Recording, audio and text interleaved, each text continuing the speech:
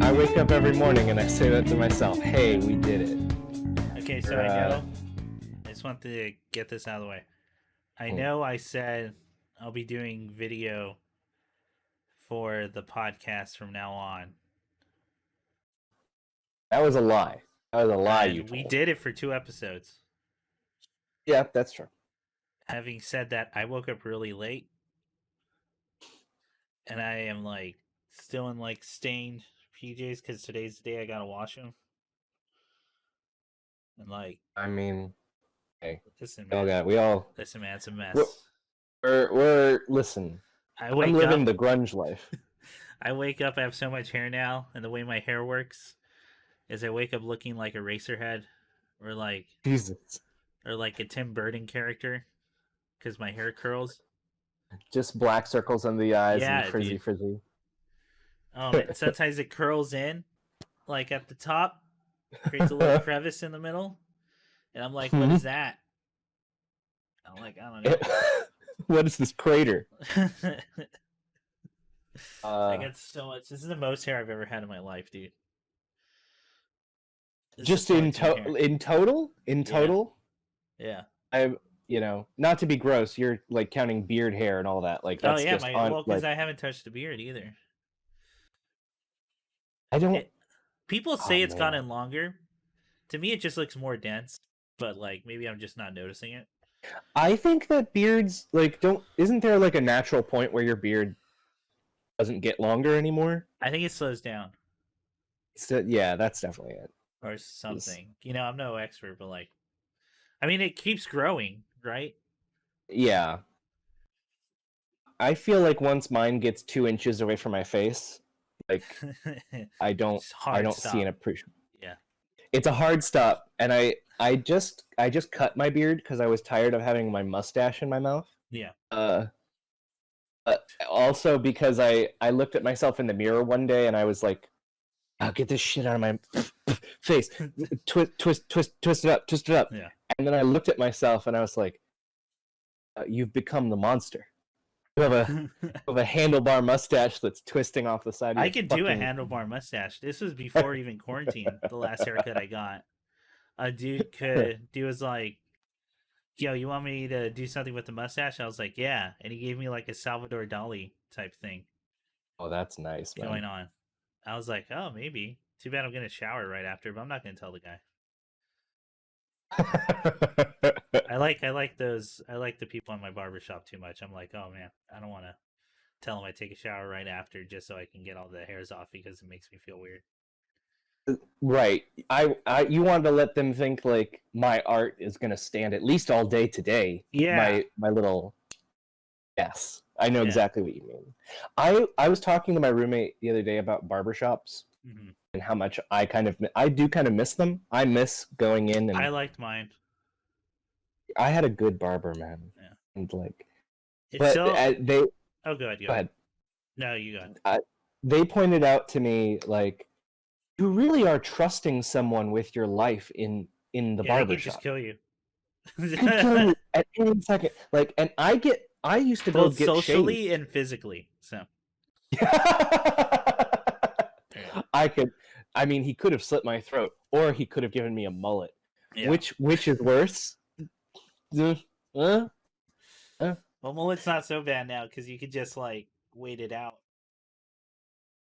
Yeah, that's true. It's true. Oh god, I hope it rains. I'm looking out my window right now. Oh, but hang on, what was I gonna say about barbershop? My barbershop still has the little bit of the machismo problem. Just a little bit.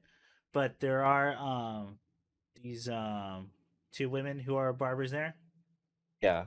And boy are they fucking funny. I like a funny barber. Yeah. It's a good delight. Plus they're good at conversation, which is another big thing a barber needs to be, right? It's really because I've had a barber who refuses to speak, and that makes me anxious. I can appreciate it, and sometimes I just need those days, where it's just a little quiet. I just want a little quiet. Yeah. Because the barber I grew up with in Norwalk had he was an animated fella Gotcha. And like you could tell very much like he was. I would describe his speech pattern as like a Tommy Chong-esque, Mm-hmm. Oh, and that's good. like I just remember him like describing whatever he had watched on Turner Classic the night before to me as a Oh, child. me and him would have had big conversations. Yeah, I mean, gosh, now I'm all wistful for the barbershop. That does sound nice, man. Yeah. Wow. It's and it's hard to find a good barber. It really is. Finding a good barber is more intimate than just about anything. The fucked up thing is I spend more time with my barber than my doctor. So like Why can't my doctor also be my barber? What? They don't get paid enough, man. They need to make. They're underappreciated. If you don't tip your barber guys out there listening, I think I tip my barber like 50% or something every time. You've got to Yeah. tip. Cause I know, cause they don't, cause I don't get the full shave, but they know how to clean up the beard real nice and make it tight, and like clean up right below for all the, the parts that just don't grow as much as the rest of the beard. Yeah, kind of staves off at the neck. The thing I like about now, this is the barber show, but the thing I like just about just two guys talking about barbers, two bros being dudes. The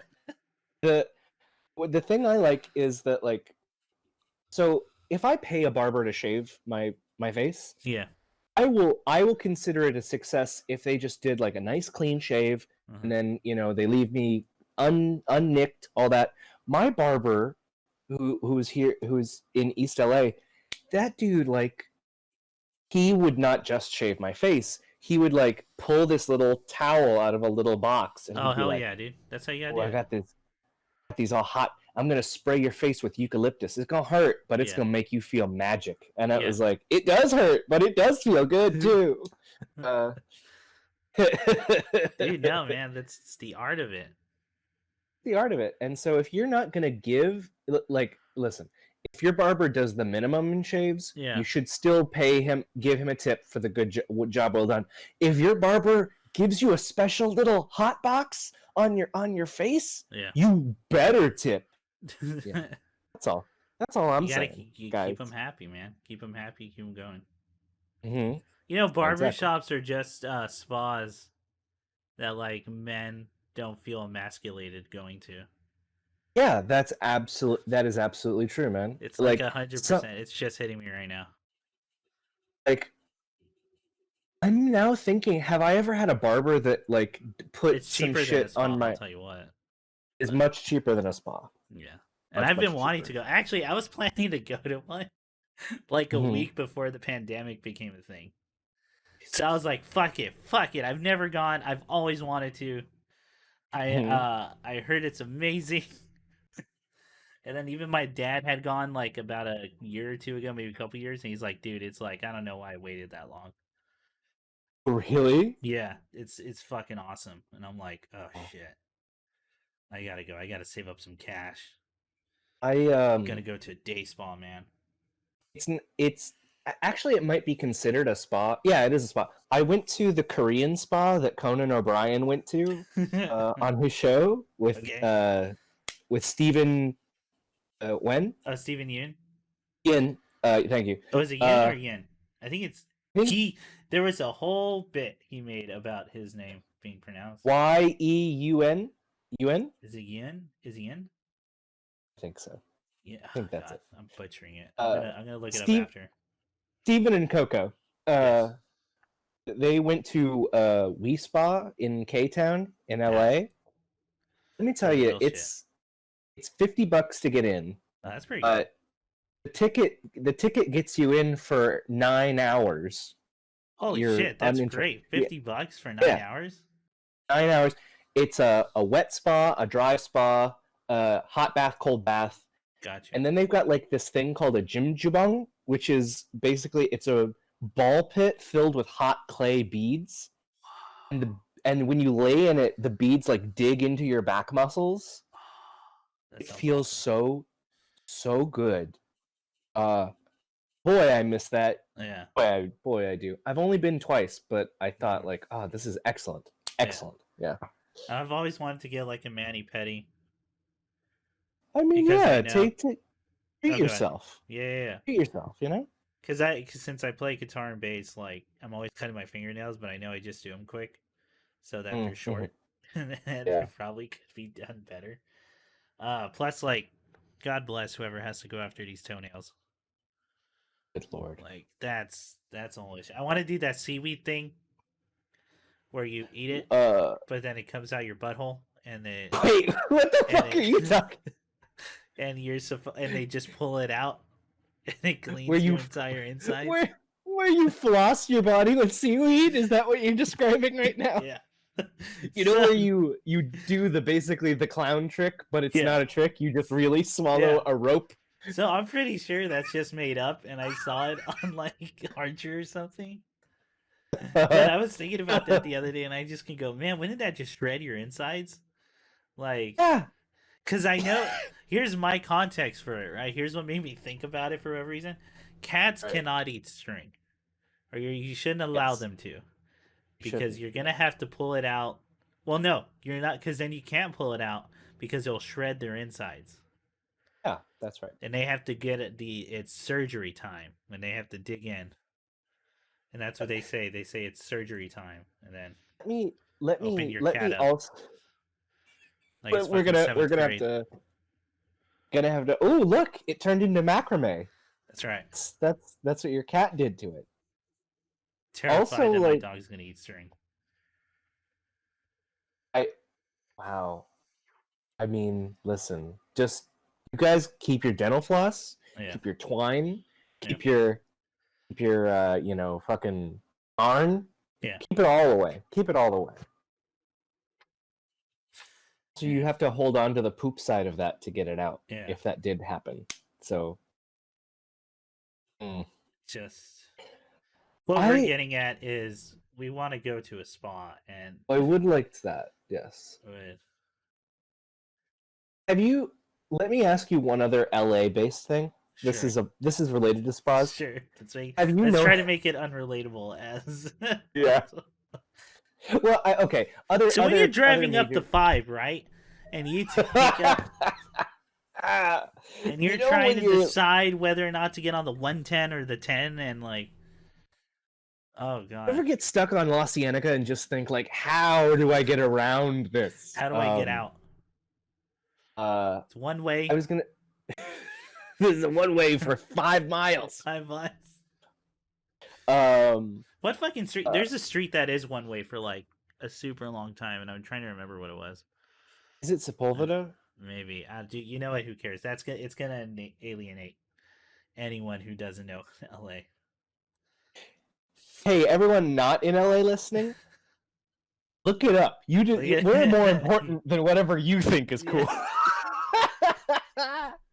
I was because when spas were kind of coming up in my early college years, the colonic was a very popular topic, a very popular thing. What's the colonic? I see. Here's the so I'll describe it to you, and you tell me, does this sound like it's actually helpful? The colonic is body temperature water put in a nozzle. Okay. Then they flush your large intestine out, basically. They shove a hose in your butt and then clean you out with warm water. Man, I don't know. What does that do? I think to me, that smacks of like... Aren't there pumps that they use? And this is how much of a... the Catholic repression comes in. Sure. Aren't there butt pumps that clean your butt and like sex toy shops are like? Okay, there are, but I'm remembering what it looks like, and I'm just trying to make sure I didn't make that up. No, those are very real. Yeah. The thing I'm talking about though is like their boast, their bragging is this hose is gonna get in you so that your whole like lower GI tract like we could cut it out of you and eat it raw. That's how clean you're gonna be. Like you're whole. But like my thought is like it's full of poo. That's what it's for. Yeah, Why am I? I don't understand. I don't understand spa. What benefit are you? It's the same And then, people like, who made up the seaweed thing. I don't. It's I like, mean, and then I you have a don't get Lindsay what you don't Lohan get. ass. Oh my God! You've got to have a geyser in your body. This is what medicine is. Maybe it's. For I don't know that this is medicine. Maybe it's for the people that know that you always have poop inside of you, because it takes like 24 hours to get rid of it. So yeah, if that's a new fact for anyone, when you poop, that's the meal from like yesterday. That's what that is. Anyway, and like can't stand that notion, and they need it gone. Like I can't have yesterday's BM sticking around. I gotta be with the moment. That's right. Jesus Christ, this is the dumbest shit we've ever fucking talked about on the. I know it's my fault. Gonna go on that reel for that job that I wanted. Yeah. Oh my God. I have to make that reel now. Like I saw that job opening last night, and I gotta make that reel now. See what's up. It's gotta be like 2 to 3 minutes. Send it over to me when you're done, and I'll pass it along to my buddy who's in the know, and he'll give you any notes. Gotcha. Oh my God. Yeah, so what? Oh, go ahead. What episode? What episode is this? I was about to say I don't know. I don't know.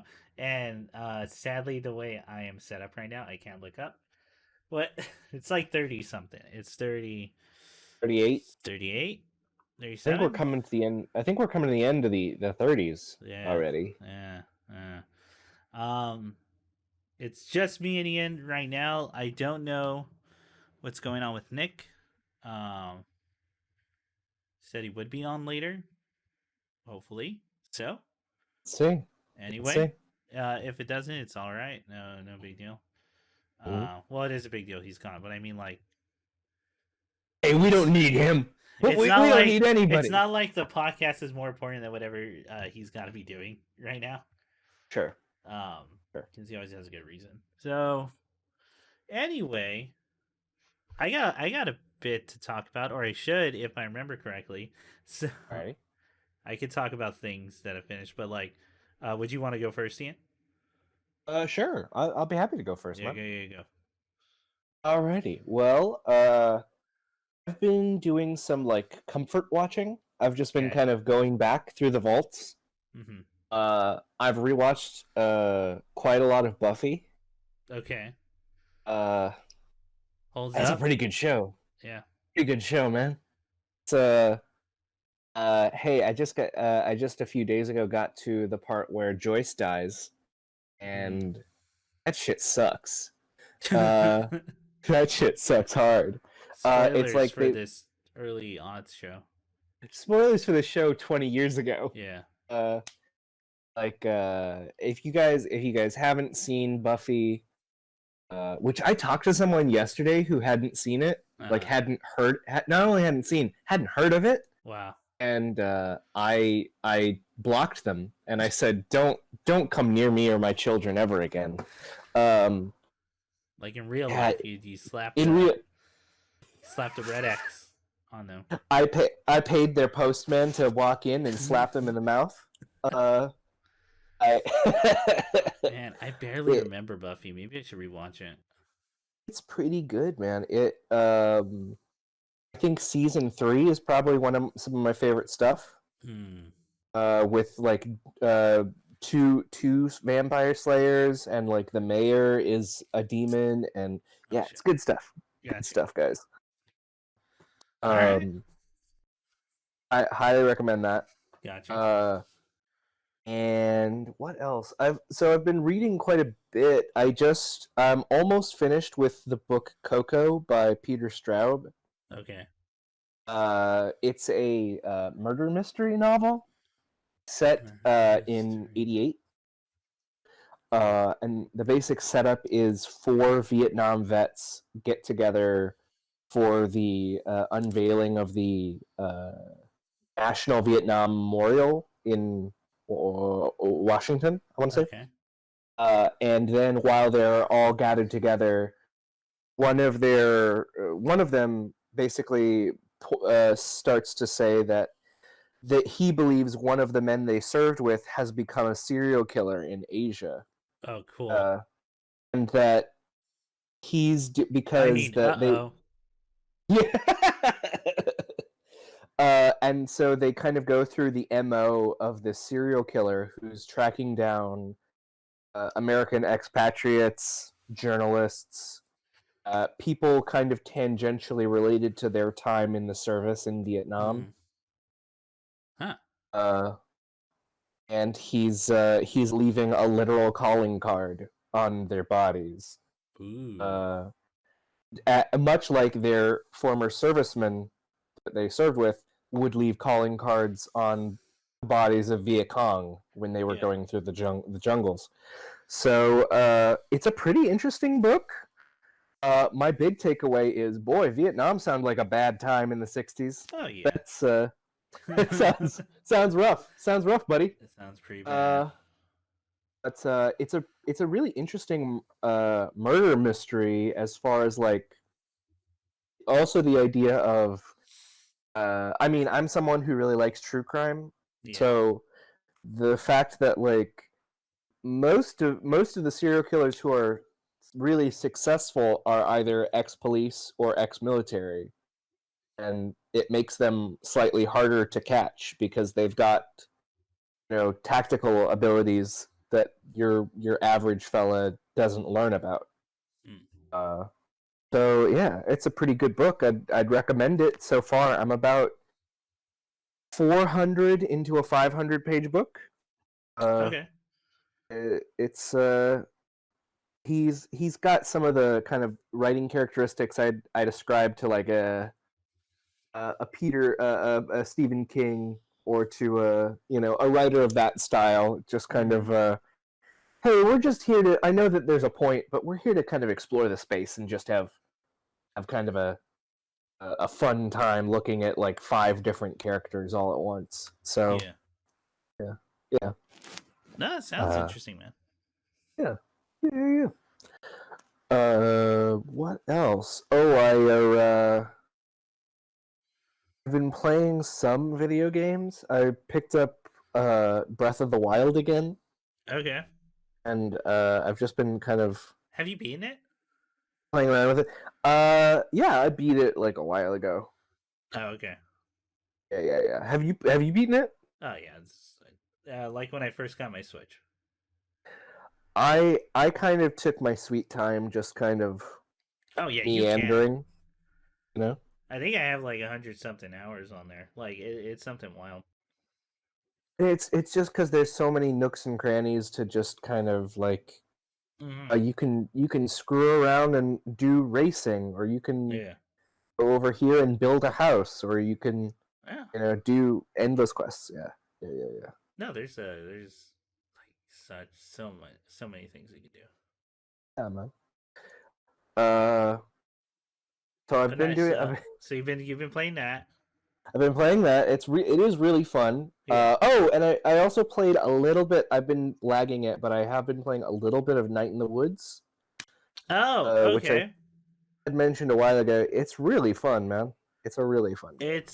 It is a good game. It really is. Yeah, I would like to talk to you about that once you finish it. Oh, for sure. It's got some stuff. I just kind of like. I really do dig the characterization. It's so relaxed. It's so chill. It's like, and that the little fox is like, I want to be your friend. I do want to be your friend. Oh, you mean seem pretty cool. The character you play as, or your friend? Oh no, your friend, the fox. Yeah, the fox who works at the convenience store. Yeah, he's cool. Yeah, he's pretty chill. Yeah, pretty chill. I am terrible at the musical games, though. I fucking suck at those because there's no like learning curve. It's just hard. It's just fucking hard. It's okay. It's not important. So like, Oh, so I can suck at it and I won't I mean, fuck me up? it is important in the sense of story, but I mean, like, for game progress, it won't be the end all be all. Okay. Yeah. Okay. 'Cause I fucking busted my gut. Okay, I've just remembered a story that I gotta tell later. But Okay.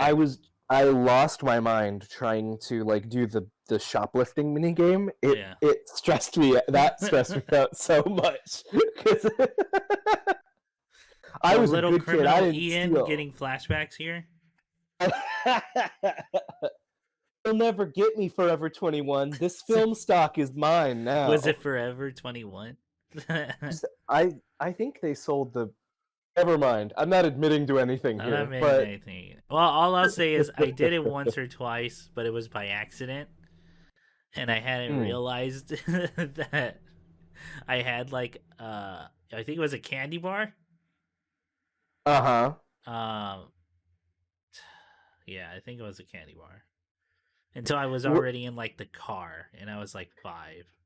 Well, Like 6. I've done the thing where it's like you pick up something Yeah. and then you forget that like have you ever done this? Like you pick up something and you like kind of mindlessly just like oh boop, right in my pocket.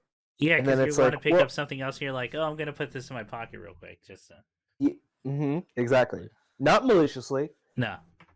Courts, Your Honor. I was Not way too maliciously. scared. I was way too scared too. Plus, I don't think there was anything I wanted badly. There Which was means nothing I wanted badly that I decent... could like sneak. Does that make sense? Like... Yeah. Which must mean all in all, my I had I was probably all right. And I don't mean mentally. I mean like money wise or like For sure. yeah. For I sure. wasn't desperate for something, so it's not that I'm blaming shoplifters. In fact, I totally understand it. Now that I'm older. But... We all gotta eat a Snickers now and then. Am I right, guys? Yeah. So it was.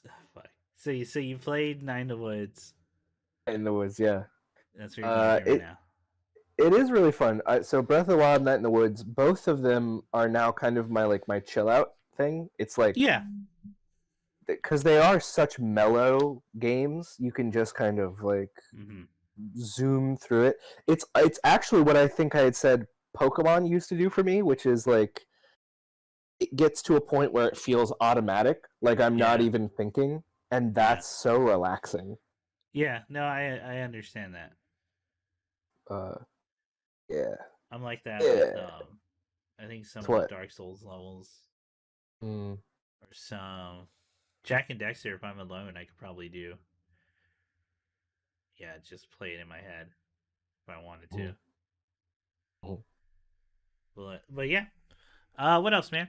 You watch it? Well, no, you watched Buffy the Vampire Slayer. Buffy, I've watched Moral Oral all the way through again. Oh yeah, I should probably do that because after Nick talked about it, I just wanted to feel bad, and boy, does it work! It made me feel like shit, real good. No, it's a beautifully done show. It's amazing. Yeah. But for you and me, like the devout upbringing part, that hits pretty close to home. Yeah, that's I'm afraid. That's I'm afraid. What was it? I want to watch that, The Shivering Truth. I never got around to that, even though I was aware of it when it came out. Never got around to it. It's on HBO now. Yeah, it's pretty good, dude. It's I'm really. It's surrealist and excellent. It kind of reminds me of Charlie Kaufman. Okay. In certain ways, like it's depth through just increasingly absurd things. It's very good. Okay. So I wanted to say one thing about Moral Oral, which I really liked, and then I'll talk about another show I'm watching. There's an episode of Moral Oral called Charity, which is like I mean I think so much of the show is brilliant, but there's an episode where Oral's father wants to teach him the value of $1. Okay. So tells him to get a job at the corner store. Yeah. And at the same time, that Sunday's sermon is about charity and about how God basically made homeless people to teach us all a lesson about like how important it is to be charitable. Yeah. So of course Oral gets his first paycheck. Uh-huh. And he sees like a man huddled in an alleyway shaking. He's like, "Oh, sir, you need this more than I do. Here, can I give you this is the money I made today." Mm-hmm. And the guy's like, "Oh, wow, no one's ever treated me so nice. It's really sweet of you, young man." And he's like, "Well, it's what God wants." And then the guy in the alleyway is like, "I feel like I should give you something in return." Oh, yeah. And he's like, "Oh, yeah, here, take this bag. Here's a pipe to smoke it with." Hell yeah. And then he's like, "I'm not old enough to smoke." And then he's like, "Don't worry about it. There's no legal age limit on this." And he's like, "Well, as long as there's no..." and then Oro becomes addicted to crack. Yeah. And the end of the episode, what was the moral that he was taught was don't do drugs. It'll lead to slang. And God doesn't want you to use slang. Yeah. It's such a good show. It's so fucking on point and excellent. And you know what? Looking back on it, I didn't realize his Moral Oral kind of came out during that same time as like Christopher Hitchens, and Dawkins, and all that, and that like dump and saying like if you're religious, you're a fucking idiot, etc., etc. Show never really takes that position. No. Show doesn't take the position that if you believe in God, you're dumb. It's like if you let authority figures, you know, dictate what you should be believing, doing, or thinking, that's dumb. Yeah. Which that is a nuance that I think I probably missed when I first watched it, and I kind of like. Because the show goes out of its way to kind of say that moral believing in God is a good thing. Mm-hmm. It makes him happy and fulfills him in a way. Yeah. And that's not the shitty thing. The shitty thing is when his dad tells him dumb shit. Yeah. So that's great. Great show. Go watch Moral Oral. I think you can get that on HBO Max. Yeah. HBO Max as well. It's all on there, man. So I'm going to talk about another streaming show, and I don't know if you've seen any of it, and if not, I'll say just a little bit and not spoil it. WandaVision has come out. Yeah, I'm fully caught up. Okay, great. Let's talk the shit out of this. You want to do a WandaVision spoiler? I wanna dig into the meat on this one if you don't mind. All right. It's a shame Nick's not here. He's more familiar with Vision stuff than I am. Let's give ourselves. What do you want to do? 10 or 20 minutes? Let's say 15, 20, roundabout there. 15, I feel like I've got a lot to say. Yeah. All right. So starting now, 15, 20. They're all dead. They're all. It's so obvious that. Well, I mean, I feel like it's not. I don't think they're hiding it that they're all part of this reality Scarlet Witch made up. Like, no. I don't think so at all. But then again, I just found out from like my sister who's in high school. One of her friends, like boyfriends, right? Is like supposedly a comic nerd and big Marvel guy, but then he loves everything except his show, and he just goes, "I don't get it. What's going on?" And then, and I've been trying not to say that's like, it's so fucking obvious what's going on for most stuff, because I get it if people miss it, but then my sister has watched it with me, and I go, your friend's boyfriend's an idiot. I don't. One of the newest episode ends. The newest episode ends with them, like, with for sure there's a reality, and it has a physical place in the world. Yeah. You know, it's not just all this mindset stuff. No, because they show you a reverse what I'm shot saying of is it that from 16-year-old's outside. a dumb shit.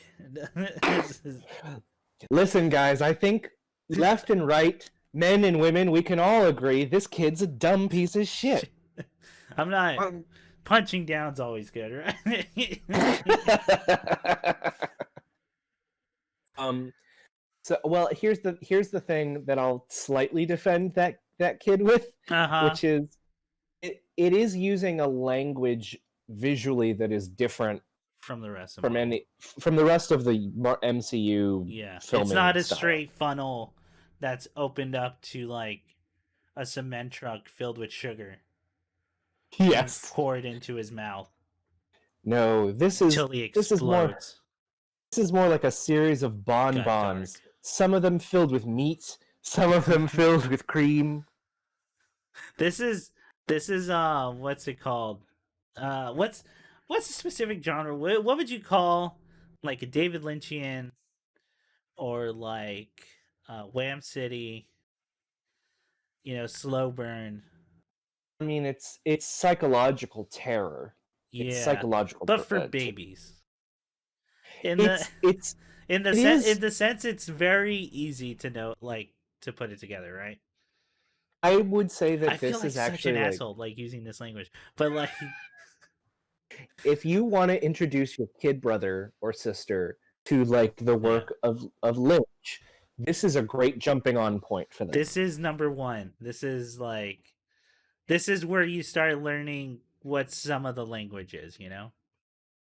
Yes, this is where you get kind of an idea of what they do and how it like. So for example, like the one that kind of stuck with me, it's perfectly done, is the dinner party at the end of episode 1. Yeah. You have Deborah Jo Rump, who was a mom in a sitcom I watched when I was a kid. Yeah, that was wild that Kitty's in that thing. Kitty's in that, and like, so here's the thing, like, that's a good actor, and like she's actually a great actor. Yeah. And like the thing is, like they know that they have cast someone that not just many people associate with as like TV mom. Like she's our TV mom. Yeah. And then you like watch her being psychologically tortured. That is really hard to watch happen. Yeah. So I think that like they're doing great work as vis-a-vis just like casting and having the performances, and I guess you would call it like meta text, like the first layer, ancillary stuff. Yeah. Exactly. There's the layer of I'm watching Wanda torture a woman while murdering her husband. Yeah. But I'm also watching Kitty from That 70s Show cry. Yeah. And that bums me out in a whole other way. Or watching fucking Cordelia from Buffy be the popular girl again. And her, like, you're taking the baggage of her being kind of like she was the mean character. She was the mean girl in other stuff. Yeah. And she's being mean to Wanda in this too, but it seems like Wanda's got it coming at this juncture. So I mean, I also really love the specific references to sitcoms, like growing up on Nick at Night, like Dick Van Dyke, the fucking Brady Bunch. I Love Lucy, the first one. I Love Lucy. And then the 70s era sitcom, so it's like 60s, 70s. I found it closer to I Dream of Jeannie, but maybe that's just my personal. I don't know. I mean, both of them kind of went from mid 60s to the early 70s. So like, it's that also weird thing of like, I Dream of Jeannie was shot in black and white, and then it was shot in color and then halfway it became through. In color. Yeah, that's true. I always remember the color part. Yeah, I always forget it's turned black and white. Okay, never mind. So like, what's the next one gonna be? Are we gonna get 280s, which was like what? Cheers, MASH. No, MASH was late 70s. Well, I'm trying to think of like family sitcoms from the 80s, which would be like Who's the Boss, I guess. Yeah, Who's the Boss would be. Cause then like how far are you willing to go? Because family sitcoms start becoming a thing of the past, and like because they start becoming they did more not fucked up, but like there's no longer a picturesque version. Well, like, so I think about like the last family sitcom that was really popular was probably like Roseanne. No. Then after Lopez Show, I mean, okay, yes, the Lopez Show. That's true. because I watched That's that true. as a kid. So I also watched because I was always listen, every man, time it was the only Hispanic family on television. It was. I started watching the Lopez Show. I remember every time like fucking Sandra Bullock's on this show. She is Sandra the Bullock executive from producer Speed? of that show. Yeah, that's wild, man. And she gets a character that's hilarious on that show.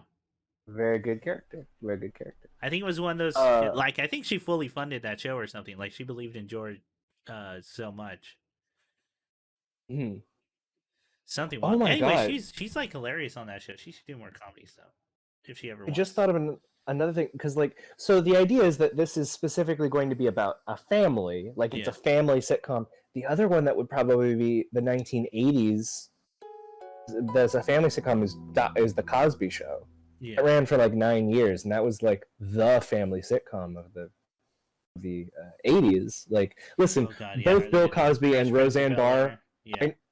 We're aware that things have changed, but we're saying in that time, people were about those shows. Yeah. Fresh Prince would eventually have to happen, or like Fresh Prince, indeed. But then the weird, you're absolutely right, because by the time you get to the aughts, it's mostly like multicam faux documentaries, and they're not about families anymore. They're about like the workplace. Yeah, especially towards the late aughts. The Office, Parks and Rec. Let me try. What other Brooklyn Nine-Nine, even in the early. Brooklyn Nine-Nine. Like the last family sitcom would be, I guess, Modern Family. That's true. I never even fucking watched Modern Family. I watched little bits of it, and it was like cute. Are we gonna get like Married with Kids? Dude, Married with Children would be such a fun thing, like to have Vision be a schlubby dad, to be a shitty dad, like just shitty to his wife, and the joke is always, "I don't want to have sex right now." Yes, for some reason these men are just like, nah, I just want to put my hand in my pants and watch the game, Lori. Sex is such a put off right now. Oh my god. I'm very excited. Hey Dad, can we watch something? I don't know, can you go in the other room? Oh, it's the funniest stuff! He doesn't like being with his children! He doesn't like his family. That's the joke. That's the joke, you guys. Yeah, I don't know. This is assuming, of course, that they're willing to go all the way where they're more and more, even like in the last 2 episodes, more of the episode has been dedicated to the paint peeling off. Mm-hmm. Yeah. So, I mean, also you get like every episode Vision keeps almost figuring it out. Yeah. And then she resets the timeline or whatever it is. Like, when I was watching episode 3, I thought my internet tapped out for a second. Oh no, I just thought that was a really good cut. It is a really good cut. It's an excellent cut.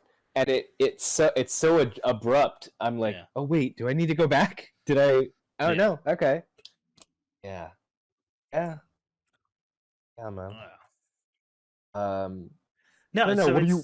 So I think it's great. I'm enjoying it so far. Any feeling one way or the other about the neighbor, Agatha? Oh, Agatha. Wait, is Agatha the one that was in Sorry to Bother You? Wait, was she in Sorry to Bother You? Let me figure out. Hang on. We'll cut this out. No. We keep it all in. Okay. It's all in. Because now I can use my computer. Catherine Hahn, the actress I'm thinking of, is named Catherine Hahn. Catherine Hahn. Agnes. Yeah, Agnes. she's in Sorry to Bother You. Oh, really? Yeah.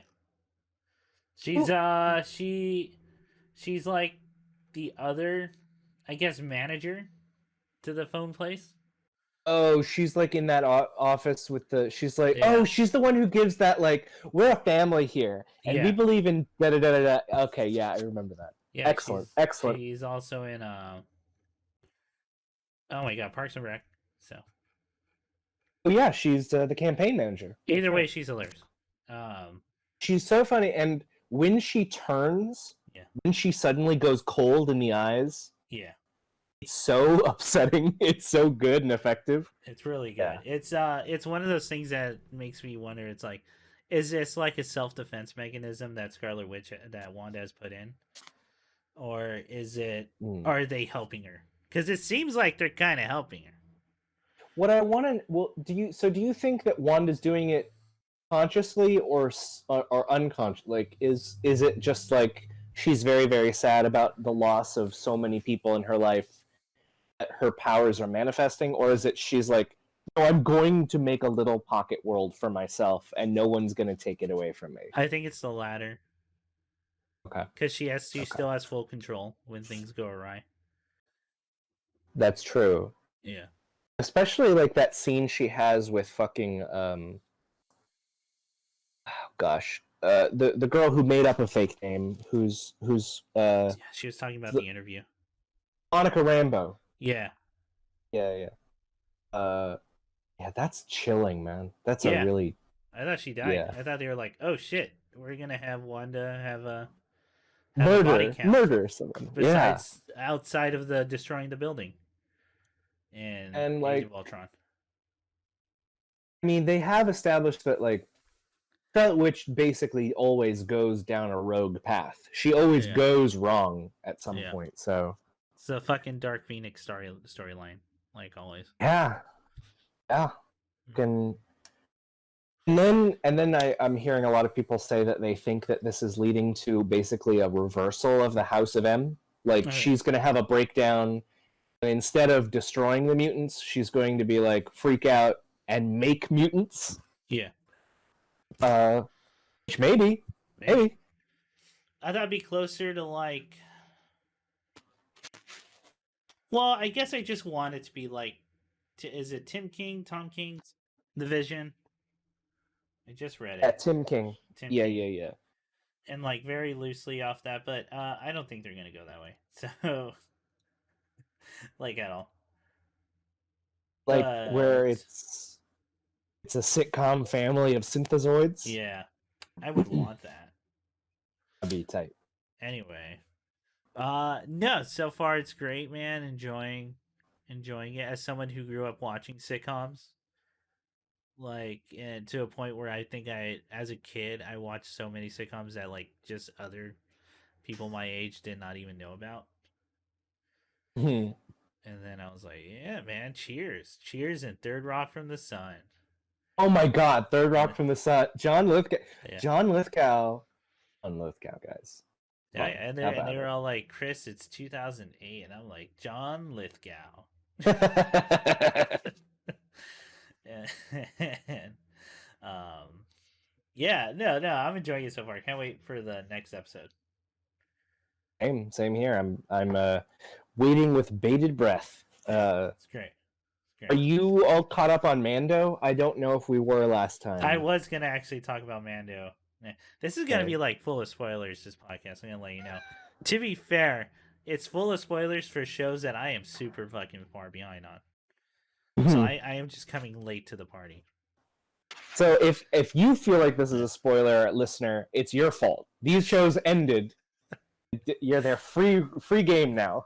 I'm just giving you a fair warning because I'm not gonna hold back because like I know everyone's been waiting for me to say something. So let's talk about season 2. Wait, I gotta end WandaVision to that kid. Okay. Yes.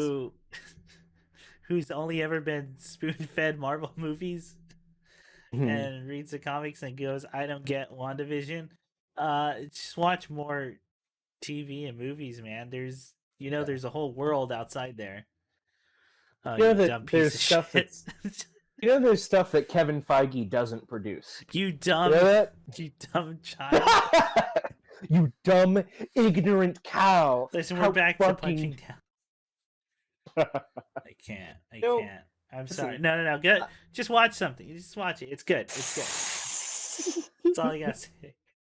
I'm not literally, gonna pick a fight with the 16-year-old. Point your finger at a movie, at a wall of films. Any of them. Yeah,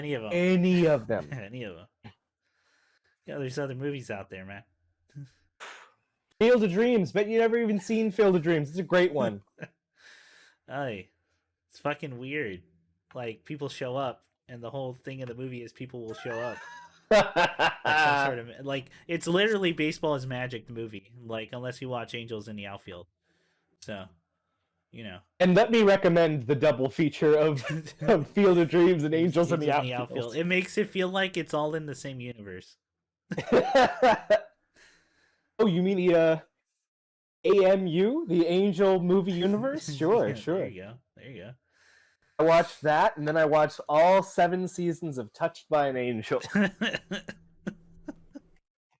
They line up, guys. Man, it's really funny. What was I got? Oh yeah, so I watched Mando. I finished Mando. I have one gripe with it, but before I get to that, and it's kind of a problem, the gripe, because it's small. I get it, but I think it's a gripe that it sees trouble on the horizon. Yeah. Okay, but let me first talk about it. Mando season 2 is fucking awesome. It's what I've wanted in Star Wars. I like it more than the movies. Straight up. Like, if someone was like, hey, do you want to rewatch Star Wars movies or you want to rewatch Mando, I'm going to choose Mando every time. Yeah. I think those stories are well put together. They're well shot, well directed. Fucking Robert Rodriguez directs one of the best action scenes I've ever seen in Star Wars. At least live action Star Wars. I'm not gonna go into the anime stuff, just because like Tarkovsky exists, and I haven't finished the CG Clone Wars. Yeah. Okay. Shit, I gotta go back to that. That first season's boring, man. I know people said to get past it, but fuck, is it slow? Anyway, yeah, it's great. It's fucking, it's hard. It's definitely more the Wolf and Cub, Western style. Short stories all contained to one, and yes, there is sort of an overarching plot of like, he has to bring him back. But like, yeah, man, I don't even know what to talk about because it's just a solid, fucking good ass show. I like it more than season 1. I think I find it more memorable. I think and here's the thing. I think season 1 was some great stuff. It's just that here's the thing. Season 2 has the ability for payoff, and that's why. Yeah. Because season 2 is as good as it is because season 1 was as good as it was. It's all about building the tension and paying off stuff that you've set up earlier. Now, for example, finding out that our Mandalorian is a part of like what is considered a religious fringe cult. Yeah, fringe cult, which is like if you've read the comics, yeah, you do know that. But it is a fringe cult, and that's pretty cool. That's pretty tight. Like my roommate who has been watching the Clone Wars forever was so excited when that red-haired woman showed up, and she's like, oh, it's the lady from that other show. Is that what your roommate sounds like? Huh? That's exactly what she sounds like. Steve Urkel, but a woman. Oh yes, Ahsoka Todd's here. Oh, they did the storyline about the Mandalore and the black saber. She's a goat in a costume. The black saber's such a cool idea, man. Like, yeah. The black saber. So I don't. So okay, I know Mandalorians have a whole thing of like honor and fighting. I guess I don't know. They're pirates too, so whatever. But like, not being able to take the saber because she wasn't the one to defeat. What's his name in combat? Gustavo Fring, sure. Gustavo Frings. And I love that our Mando is just like, this is stupid. Just take it. Just fucking. And she doesn't take it. I'm like, wait, can? And then all in my head is, can anyone wield that? Because like lightsabers were always exclusively Jedi, not in the sense that like a person can't hold it, but in the sense that like they're really fucking hard to use, and Jedi use the Force to help control it, right? But if a black saber gets rid of all that, that makes it like an incredibly powerful weapon, like one of the most powerful weapons and plot devices you can use in the entire like Star Wars thing. Because now we can finally defeat the nepotism that is Star Wars, where only the incestuous family can be Jedi, right? And now anyone can be a Jedi, just like we had always dreamed. Well, just like Brian Johnson promised us, and then JJ cruelly snatched away from us. Yeah. Apparently, as more and more light has been coming out to the production behind Star Wars, it seems that most of those choices are the studio. Or like really? Disney. Yeah, it really is Disney. Which is gonna... People, please remember that. That's gonna be my point to my biggest gripe on the show. Okay. Where the Ahsoka Todd showed up. Played by Rosario Dawson. I don't even know what I'm doing anymore. Now you're kind of doing like a Muppet character from the early Star Wars. Hey, can I just say, I feel like I've decided this. For anyone out there that's like, I'll put Chris in a role. It's my dream role is to be the Swedish chef. So, give us a little taste. What were your Swedish? I want to be the hands. Oh, you want to do the mouth part. You don't want to talk at all. You want to. So let me be. Oh, dude, I can't do it right now. I need water. Because that my. The popcorn shrimp. The popcorn shrimp. I've been practicing. Oh, the borscht. The borscht. Oh, that's so good. Yeah, my only problem is sometimes I go into like Yogi Bear. I can see where the slide into there. No. Absolutely. That was my really shitty audition reel for Swedish Chef. My dream role. You're welcome, Jim Henson. If I ever get to be the Swedish Chef, I would do that for the rest of my life, dude. I think it would be like. Would be it. That would be it. You? I feel like I would peak. Like there's. Because when I first started doing acting or theater classes, I remember going, man, I want to play that thing. I want to play like some Mammoth. Fucking I'll do a Shakespeare play, some comedy. Give me the producers or something. And now I'm like, dude, I just want to be Swedish Chef for the rest of my life. For the rest of my life. What a noble dream. Even if it's just the hands, there's two people controlling that puppet. So. Jesus Christ. Speaking of puppets. Well, do we want to go back to Mando? Just really quick. Well, we didn't talk about the ending. Yes, which is my biggest. I definitely want to talk about that. Yeah. So what did you think about Ahsoka?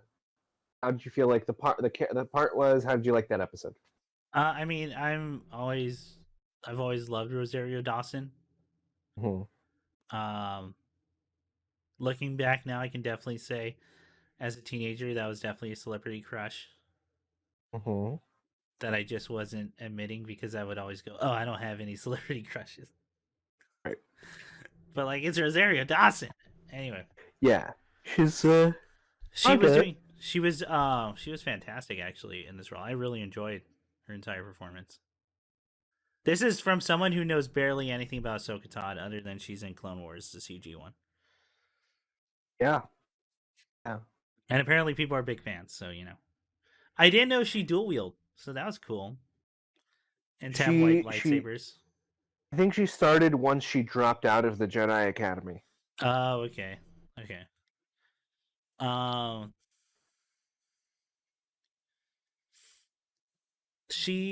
so I don't know how she is towards the end of the show, but I know this is definitely a grown up version.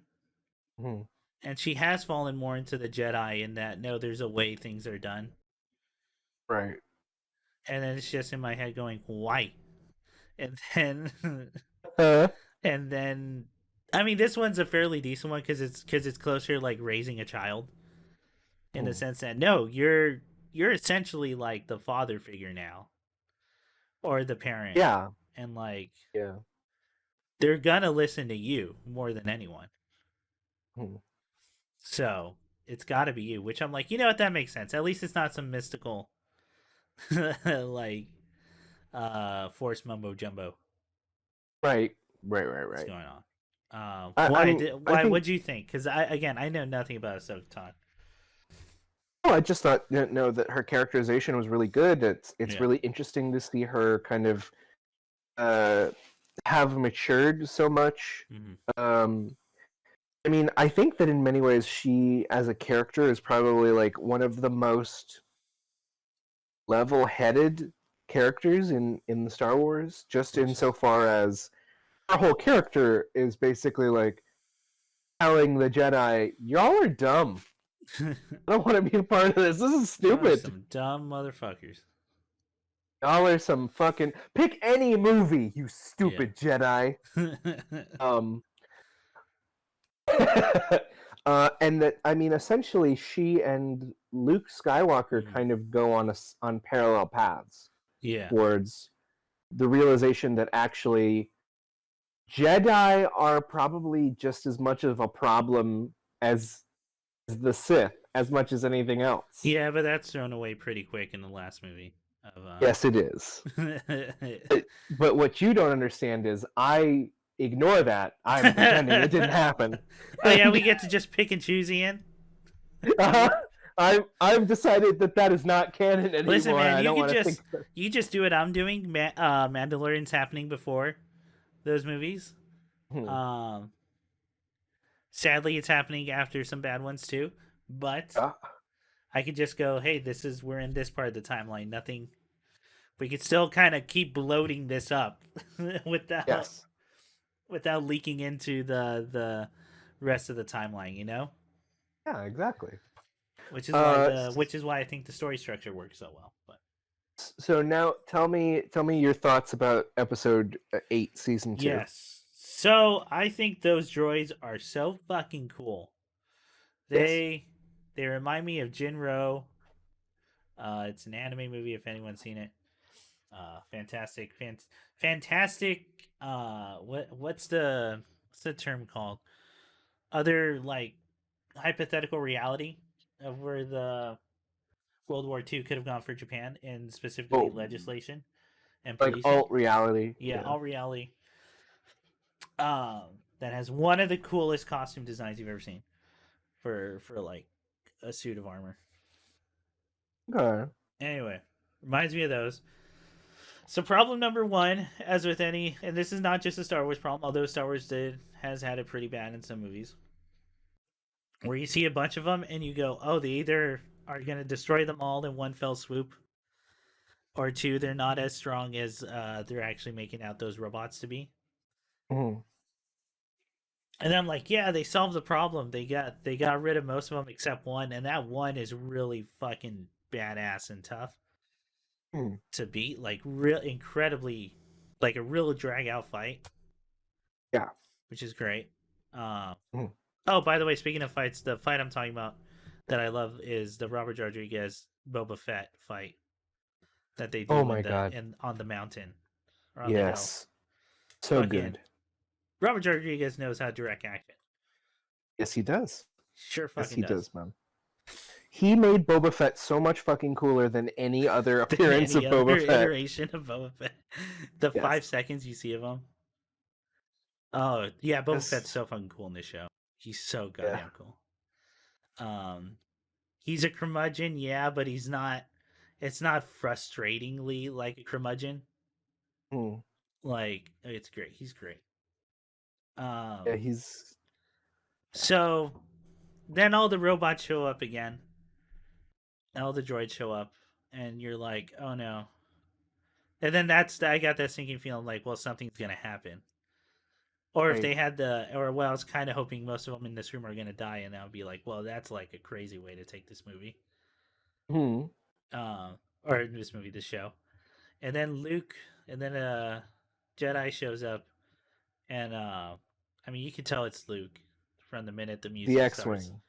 It's the X-wing. It's the way the lightsaber's being held. His fucking theme song plays, the very slow version. Yeah. I didn't expect the CG because I forgot that he would still be young. In this era. Let me ask you this before you carry on.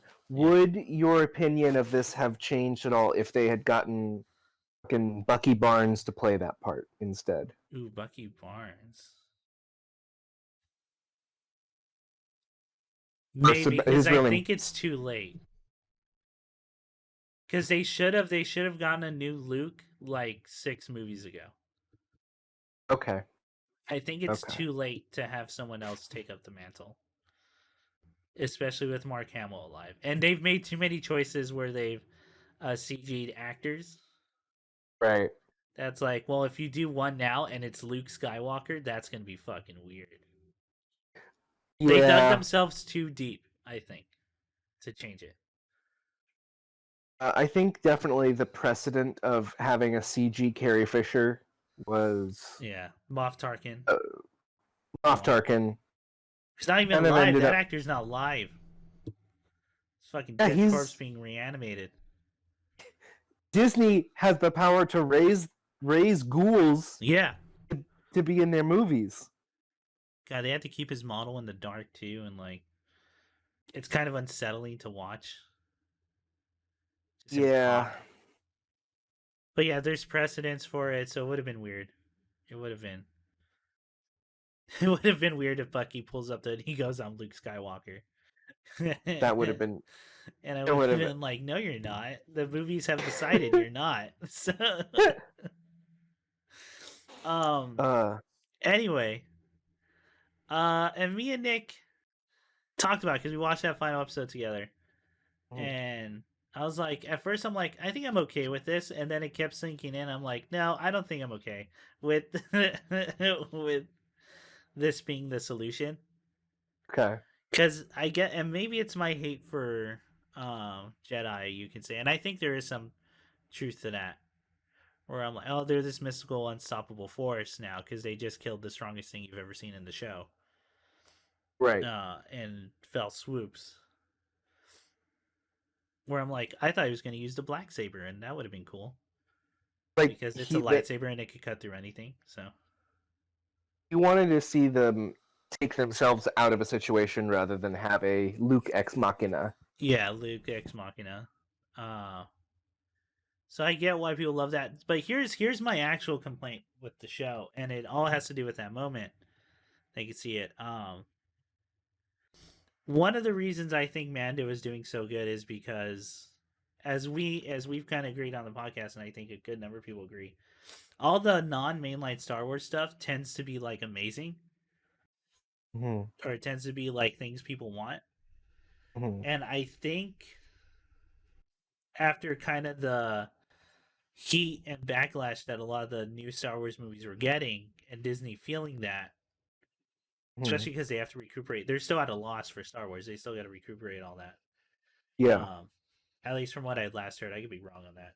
I could be talking on my ass for that number. But I think they're starting to notice that people like this Mandalorian thing, and we don't have any movies going on. Mm-hmm. And this is the thing that's making us. They had to give a name to the child because people kept calling it Baby Yoda to capture that like lightning in a bottle and make money off that, you know. Mm-hmm. Mm-hmm. And so now I think, and I don't know if this is true, and production could have been, this could have been totally their intention. This seems like Disney is starting to stick their finger in this pie. And if we've learned anything from all the Star Wars stuff they've done for the movies, that could be, we could start seeing a lower quality show. Mm. Just because Star Wars will keep, or Disney will keep sticking their hand over this and taking control of the reins. And no more risk giving. It has to be a solid 7. And what's really fucking frustrating is the things that they're not involved in have been some of the stuff I like the most. Yeah, that's what I'm saying, right? Like all the games originally, I've still said before, KOTOR 1 and 2 are some of the best Star Wars stories you'll ever see. The books, the TV shows. Mando is so like I began this thing going, I would rather watch Mando again than any like Star Wars. No, I actually understand that large because there's so many problems with so much of the main franchise that this show sidesteps. Yeah, and a lot of those problems are starting to scream like it's Disney, like. And from what we're hearing from most of the actors and production team, it is Disney. Like, who are making those choices? I mean, I the other thing is, like, I get that, you know, they wanted a fan servicey thing, something for, and that's not always a bad thing. That's not always. No. Yeah. It can be quite great. I think that it probably would stand better on its own merits than try and trade in, you know, like, the show's already good. You don't need to seduce anybody by saying, like, hey, you know that guy you like? He's gonna be in this. You should check it out. I don't care. I already have a guy I like, and it's the main character of the show. Yeah. And I want to be optimistic, but I know how a lot of these things tend to go at this point. So, like, I guess my closing statement on Mando, right, would be 100% love the show. In love with it. It's rekindling love for Star Wars that I just haven't had in, like, so long. And I guess I'm cautiously optimistic is the best way to put it. I don't know. I see a bad storm on the horizon, I guess is what I'm getting at. That I know there's a way to steer clear of. But is the storm of Disney going to be just become bigger and bigger, you know? That's a good analogy, right? I don't know, man. Anyway, I don't want Disney to fuck up the thing I like. I completely follow you. I think that one thing that will help is just they are pretty responsive to what the general tone of that is. And, like, so here's a fucking disgusting sentence, but yeah, I think probably the way to make sure that kind of thing is not meddled with is if you're somebody who likes what fucking who's the showrunner again? Jon Favreau? Is it Jon Favreau? Hang on. It's the guy who directed Chef. Stars in Chef. I think that it is Jon Favreau. Jon Favreau. If you like what Jon Favreau is doing as far as directing and writing and producing, y'all got to get out there on social media and just make it clear that, like, that's the part of it I like. Yeah, is that creative direction is the part of this that I think is good. Yeah. and y'all gotta just kind of be obnoxious to some degree about A it. call to action from Ian for save Star Wars, says Ian. Save Star Wars. If you like something, I think Disney just wants to make the most money they can make. Yeah, and so 100%. if a plurality of people say this thing that is creatively fulfilling is the thing I want to give my money to, Yeah. they will throw money after the thing that works and makes money. Mm-hmm. And as long as Jon Favreau can nut up and give them one little plush thing that they can market every year, I'm sure Disney will not feel the need to step in. Oh no, this is Grogu's little friend. His name's Pup Pup, and he's a little fluffy thing. Little fluffy. You can make a plushie. You can make 5 of them. You can make a action figure and a plushie. Please. Just and Jon Favreau knows how to tell the story. I mean, yeah, that's very apparent. He's killing it. You think he did great. Absolutely. But yeah, that's my big thought on Mando without taking up too much time. No, I was pleased to hear it. Yeah. Yes. But yeah, anything else on Mando, or should I move on to the next? No, let's keep it going. All right, I finished Queen's Gambit. Ooh, it's great.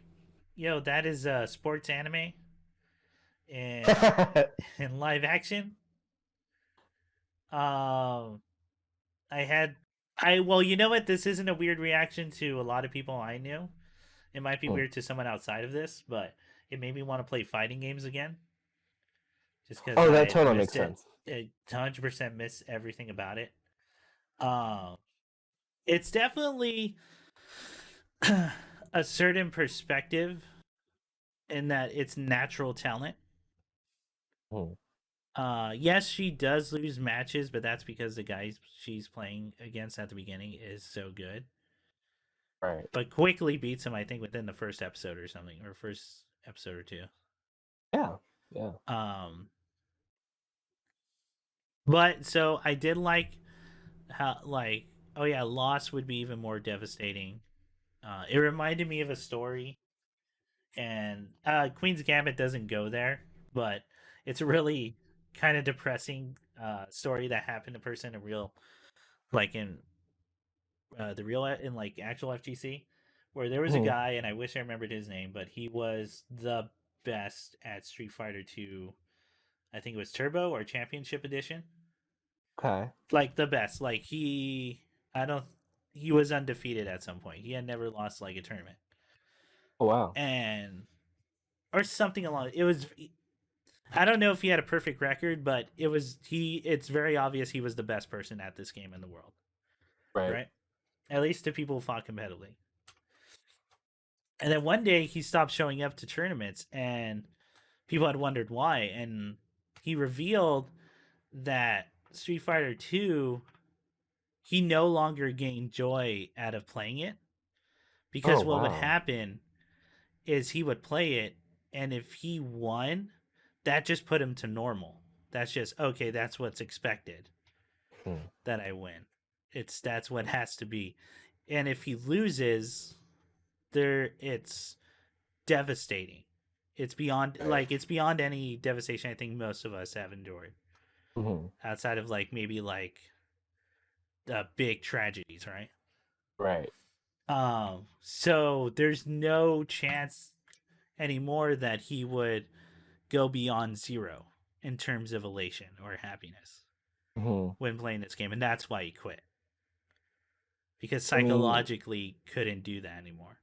Because you're gaining nothing now. It has nothing to offer him anymore. Yeah. There's no, even if and people might argue oh, if he just met a worthy challenger, and I just go no, because I just, like he said, if he loses, it's the worst thing in the world. Yeah. To him. And that's not healthy, especially because I think at that point he said it's not a healthy mindset when I have a family going on, right? And that's that should be the most important thing in the world right now. Right. So it kind of reminded me of stuff like that, although that story definitely doesn't go into it. It kind of draws from real chess players and how their lives went out. But yeah, just seeing her grow up was pretty great. Whoa, you all right? I'm alright. I thought we got a bunch of scratchy noise. Oh, so seeing her life go out was great. Seeing her grow up was great. Um, and definitely winning at the end is like fantastic. And I do enjoy the closing shot of, or the closing scene, where the American FBI agent man, is going like, "You're gonna meet the president." Just be like, "Yo, how good is it to be an American and not Russian?" And all this stuff, and how it's just kind of going in one ear out the other for her. Yeah. To the point where she gets off just to meet with chess players in like a park. Yeah. And I do enjoy that mindset where, because I've known that too, where it's not even people who are into that level of competitiveness. It's not, nothing else matters. It's just the game itself. That's where the joy lies. Yeah. And I do enjoy that message being sent out. Yeah. Yeah, absolutely. It kind of makes me think of. Did you ever watch the King of Kong documentary? Yes. That dude Billy. That dude He Billy cheated, had right? nothing. He cheated? Not yeah, Billy Mitchell. Billy Mitchell's, I don't know if, okay, who are you talking about right now? Because I think you might have the two mixed up. I'm thinking of the bearded dude who was so smug. He just was Billy the Mitchell? smuggest. Okay, yeah. Yeah, it was proven he was cheating. I think 2 years ago. Oh, okay. And he tried to like sue. Really? Yeah, like I think it was changing scores or something like that. There's a whole court case you can now look up. This is years after King of Kong, by the way. King of Kong came out when I was still in college. Like this would have been 2011 or something, isn't it? Yeah, like I want to say 2012, 2011. Yeah. I felt like I was gonna say. Yeah. What I was gonna say about Billy Mitchell is like, he seems such a joyless person. Oh yeah. Like, what is he getting out of this? What is fame? Because he was cheating. I mean, yeah, fame and potentially money. Did Billy Mitchell shoot his wife? Oh my god, is that? Hang on. Jesus Christ. Yo, this is getting real dark. The more I'm looking up this shit. Did Billy Mitchell eat children to gain their powers? King of Kong came out 2007. Holy shit! Wow, really? Wow. Yeah, you know, it's just everyone go look up the Billy Mitchell story. This might get real dark, so I'm not going to go too into it. Oh my god. Oh, this might be a different Billy Mitchell because the dates don't line up. Okay. Oh my god. Did you just find a Billy Mitchell and then? Yeah. Yeah, and I was like, wait, that would make him like 100 years old. I don't think that's true. So, I mean, maybe he just was covering it up. Lots of foundation. By the way, makes it even more impressive for the other guy for beating cheated scores. Yeah, actually. Yeah, you're right. Yeah. So, you know, fuck Billy Mitchell. Okay. I'm trying to look up his name because doesn't it suck that I know Billy Mitchell's name and not his? Yeah. Is it Walter Day? I'm not sure. Not sure. Oh, Steve Webb. Steve Webb or something. Steve Webb. Yeah. Well, congratulations to Steve being the best Conger. Like over a decade ago, but yeah. Like, oh yeah, over a decade ago. Jesus. Oh God! Time. It's almost 15 years too. It's Shut the fuck up, Chris. Shut the fuck up. Yeah. Anyway, Billy Mitchell cheated for all the fame. So.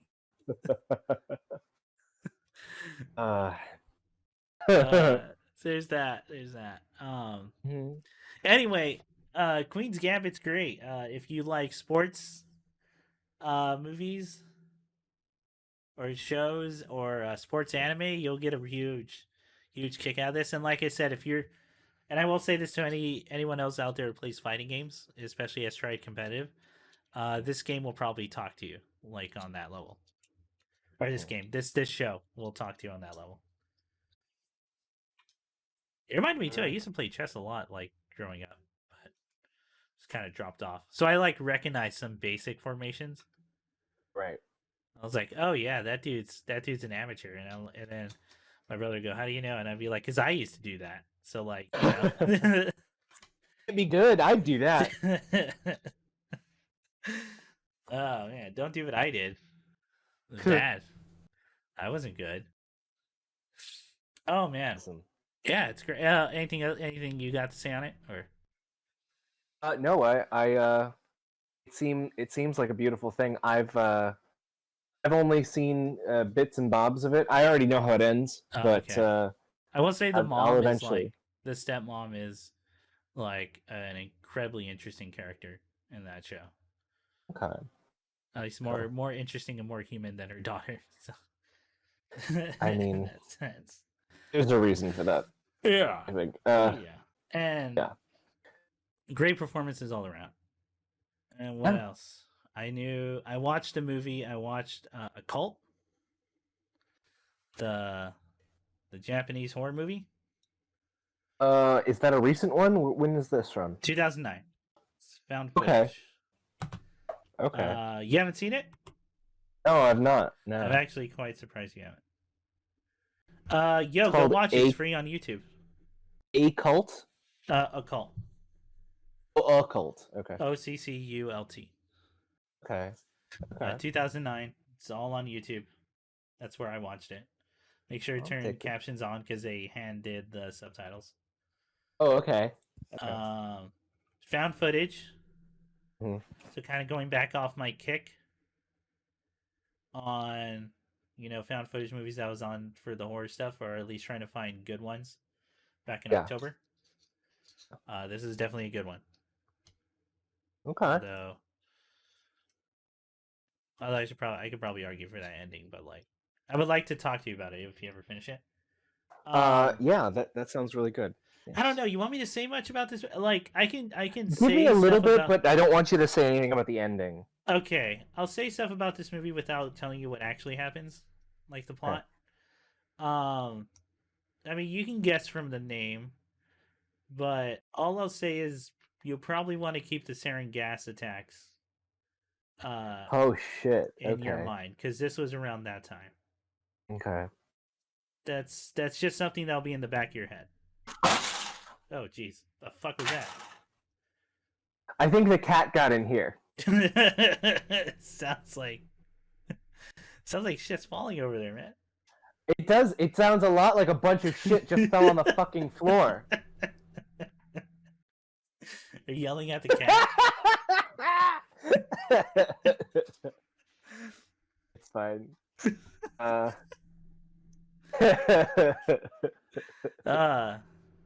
But that's all I'll say for the movie. Okay. Well, I mean, that does sound like really up my alley. It's great. It's fantastic. Okay. It's fantastic film. And anybody can see that any old time on the YouTube. It's on YouTube. Yeah, it's on YouTube for free right now. So okay.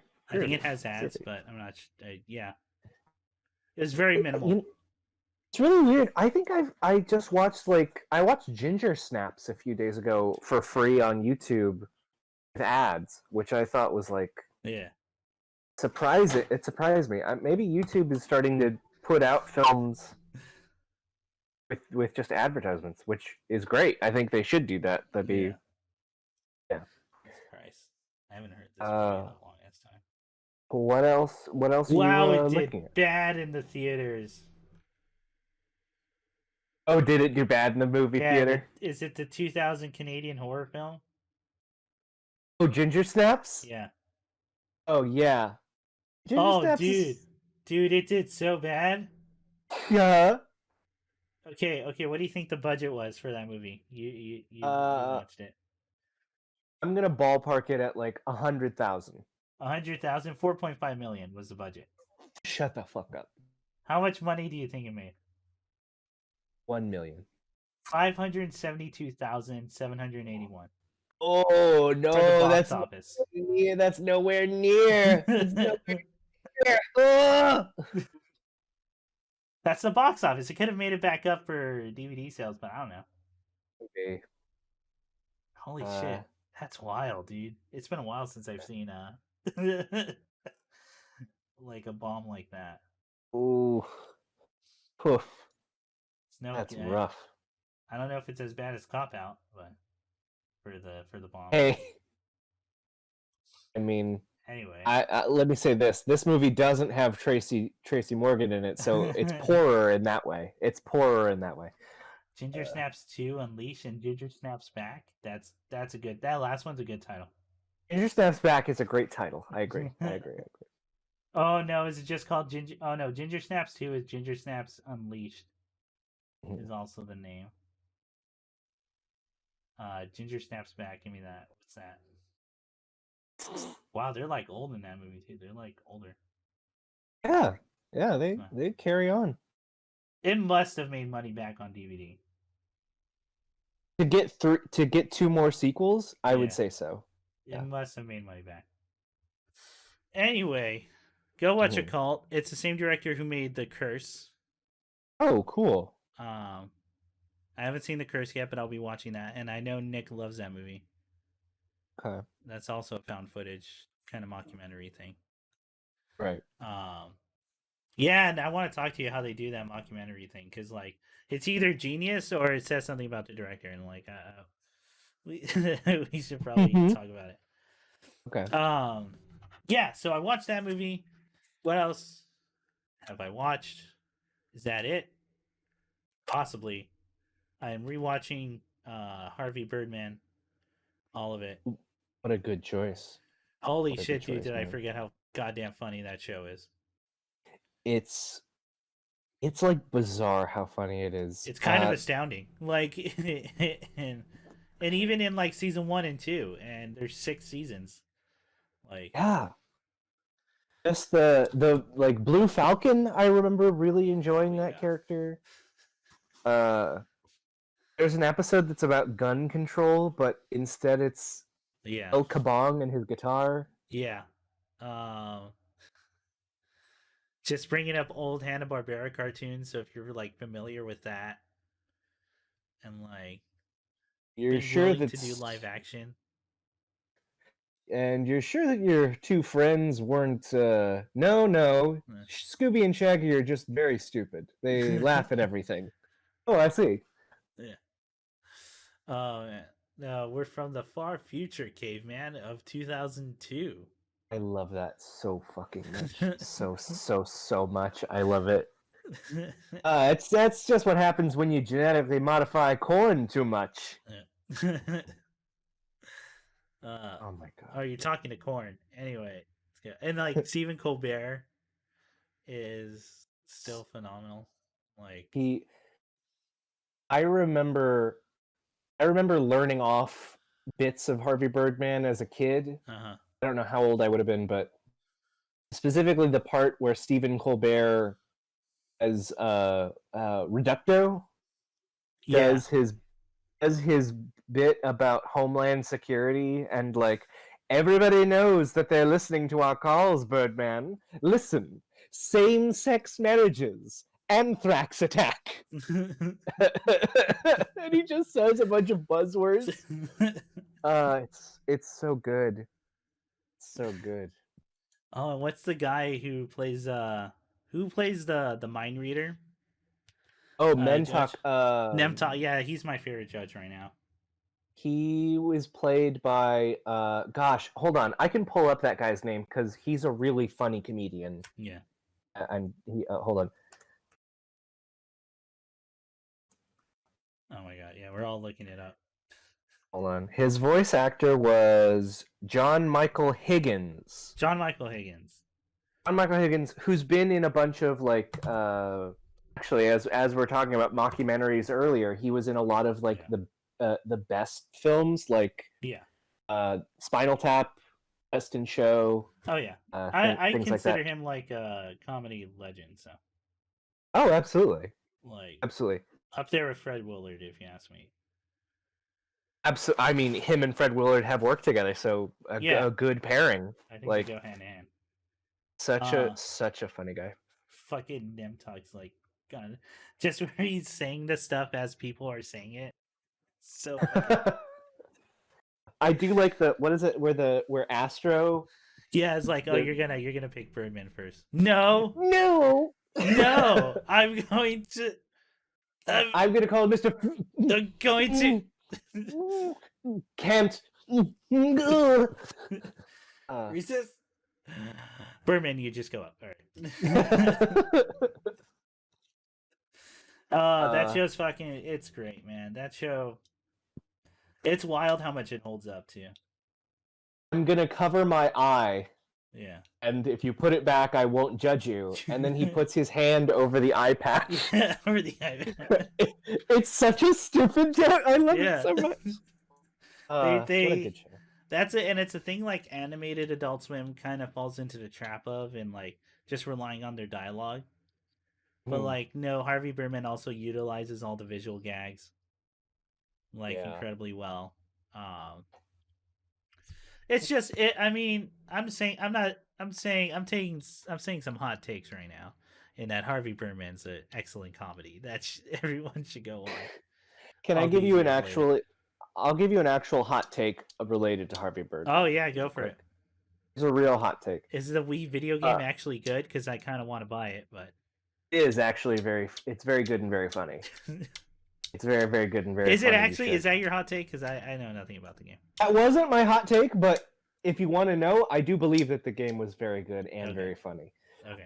My hot take is, the show is written.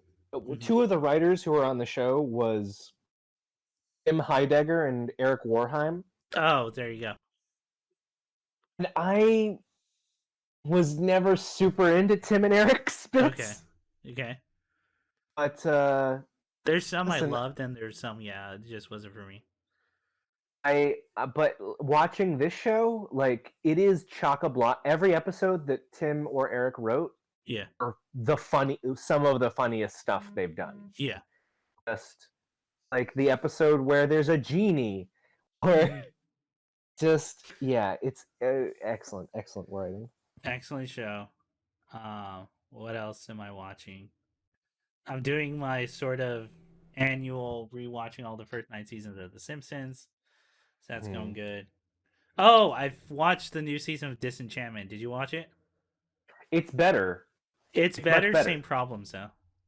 Yeah, true. I laughed more. Same here. I will say that. Same problems though, and they're very glaring now.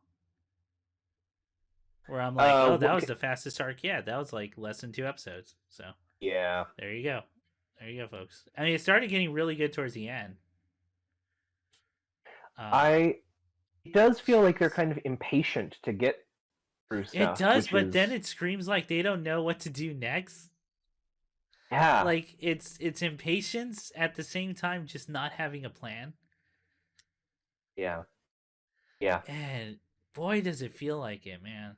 The more and more I watch it, and I think they even make a joke, like, "Oh, it's one of those things where we had no plan, but we're gonna pretend there was an overarching thing the entire time."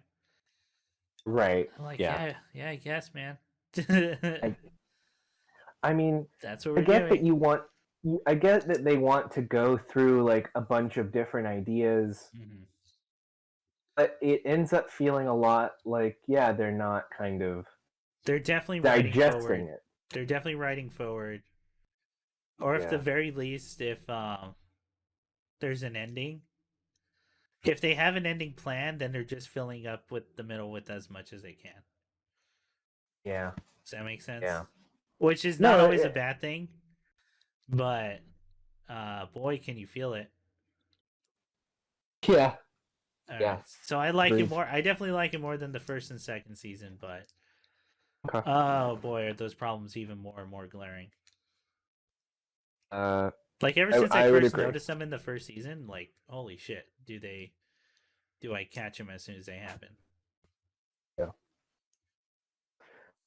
But that's all I got to say about that show. Okay.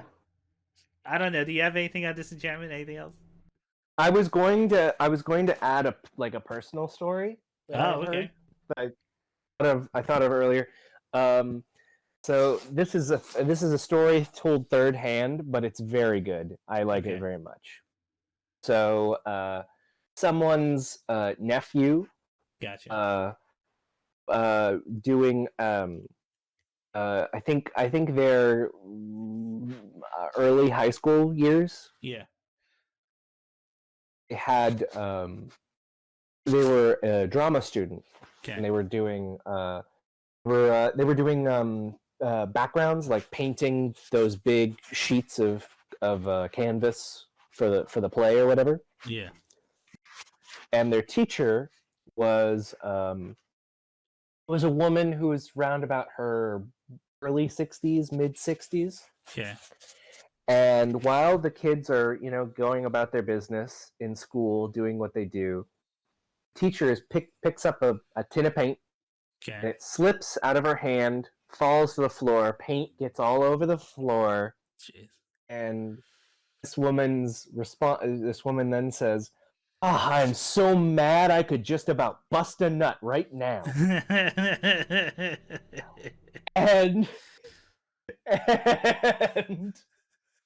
and everyone stopped, and everyone looked. When was this? This was in 2019. Okay. Oh, this is recent. All right. This is very recent.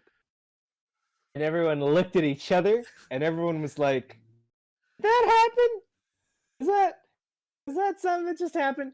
And apparently, like, the kid was like, "Yeah, we're probably going to talk to her and let her know what that means." And I was like, "Oh, you can never let her know." Yeah. You've got a woman who is now just a walking anecdote. She is. This will destroy her. This woman is going to live the rest of her life going to restaurants, and she's gonna like spill her water, and then she's gonna be like, "Oh, I'm gonna bust a nut in here." Like that, she thinks bust a nut means be angry. Yeah, is very good. It's very, very good. That's good. And then that also means... Oh, go ahead. Oh, no, I was going to say, I have a story I was about to tell, but I just realized, like, I'm good friends with that person, so I'm not going to embarrass them. Okay. I'll tell you right after. Please remind me, because you'll fucking love this story. Okay. I was gonna say, the other cool thing is that also means kids in her class can say that out loud in front of her. You have power now. You now have power, guys. You can take advantage of this poor old lady who doesn't take advantage of, like, let's say you see your drama teacher in the cafeteria, and then like there's probably some students, there's some faculty milling around. If you in passing say like, "Yeah, now I was about ready to bust a nut," like, other people will look at you, but she will not react at all, and that's your cover. Because then if she's the drama teacher, you could put in bust a nut in whatever student play you want now. That is your power. I discovered that power pretty quick when I did theater in high school. Is you try to figure out what teachers don't know. What do they and don't they know? Yeah. Exactly. And I got away with some shit in high school, man, for those plays. So you can ask any of my friends who saw this. The last time that I was teaching in 2018, it's really fun. It was really funny to me. Not funny in the moment, but afterward, it's really funny. Was how no teacher, no faculty member understood why it was not cool that all the kids were saying the word "thought" over and over again. Okay. And what that meant. Yeah. And then I would have to sit where down it actually with comes from, but like where it actually comes from. And like, what's worse is that I would at one point have to sit down with a woman well into her 50s and explain, like, "Okay, I need to tell you something about the context, like how the context of the word thought can change in modern vernacular." I don't want to have to say that to a woman of any age. I don't want to have to explain that to anybody. Yeah. Anyway, that was my fun little story about great. that. That's fucking great. Yeah. The fuck was I gonna talk about? What else did I do? Did I talk about? Did I tell you? Did I say on here I beat Yakuza 7? I think we had mentioned that. Yeah. I don't know if I had beaten it by last time though. Was the thing. Oh, well, tell us a little bit about how you felt about the ending. And, all right, so and far all it's that. my game of the year of 2020. It's so fucking good. That game. Okay. If you were expecting me to change my mind at some point, well, fucking better luck next time. That's like, what I dude. say. Okay, Kill Man. I know I've always recommended the Yakuza series to you. And I have said the mainline stories are super convoluted, and yeah, you do have to play the other games in order even just to know who the fuck people are. Yo, you could totally just join in on this one. Number 7. Yeah, because it's a new hero, and he's great, by the way. Ichiban, I've mentioned before, fucking great protagonist. I love him as much as Kiryu, if not more. This is if you were gonna join in and you didn't want to do the other games, which is a shame because the other games are like fucking amazing. This is the one. Okay. New system too. It's a turn-based battle system, and it's awesome to play. Okay. Super fucking fun to play. The story's great. It's not free of its flaws from other Yakuza games. Okay. But it definitely does a lot of things better. Okay. And boy, and this is on PS4. What station? It's on PS4, Xbone. I think it's on. I don't know if it's on the new consoles, but it's on PC as well. Yeah. If you get a chance, this game's like fucking stellar. Okay. Oh my god, I love it so much. All right, tight. I love it so fucking much. The combat, the magic's in its head because he thinks he's a RPG protagonist. Because Dragon Quest is his favorite game of all time. Dragon Quest 2 specifically. You had mentioned how popular that game is. Oh yeah, there's laws of when it has to be released. Good lord. Yeah, they can't release during the week. It has to be on weekends because it started slowing down the Japanese economy. Oh my god. Because people would just take time off work. So for context, people took time off work for Madden. Yeah, think of that in like a much larger national scale. Oh my gosh. Yeah. It's oh fuck, dude. Oh man. I don't even know what else to say about it, other than I love it, and it's great, and it's fucking hilarious, and it's good, and the summons are great, and I love playing it, and they have cool weapons, and there's cool characters. Oh, and the main story is actually good. How about that? How about that, guys? Huh? How about that? It's not just the sub stories. The main story is actually good. How about that? Believe that shit? You believe it? You believe it? Oh, and the voice acting's great, both Japanese and English. Okay. So you can play it in either or. Sounds tight. Pretty awesome. tight. Pretty tight. Awesome. They get original voice actors from the first Yakuza game in there, which is fucking wild. That is pretty wild. Came out in 2002. Oh Yo, God. If you ever wanna throw yourself for a trip, you should look up the voice cast for Yakuza 1. Mark Hamill's in there. Really? Yeah. Yeah, he never shows up again. Well, his character does, but he doesn't show up as a voice actor. You got Mark Hamill in one Yakuza, in one Kingdom Hearts, and that's it. That's right. That's right. Oh, what else did I... I'm sure I watched another movie. I think I talked about Soul already. Yeah. Did I talk about Soul? I feel like I did. I feel like last time we talked about Soul together because we had both seen it. Yeah. What was the other movie? Wonder Woman? Did we talk about Wonder Woman? I feel like we didn't, right? No. Did we? Bad. Rough. It's a rough one. It's a bad, long movie that only becomes somewhat exciting in the last 30 minutes. And I very much say somewhat. Here's something I'm looking forward to. Yeah.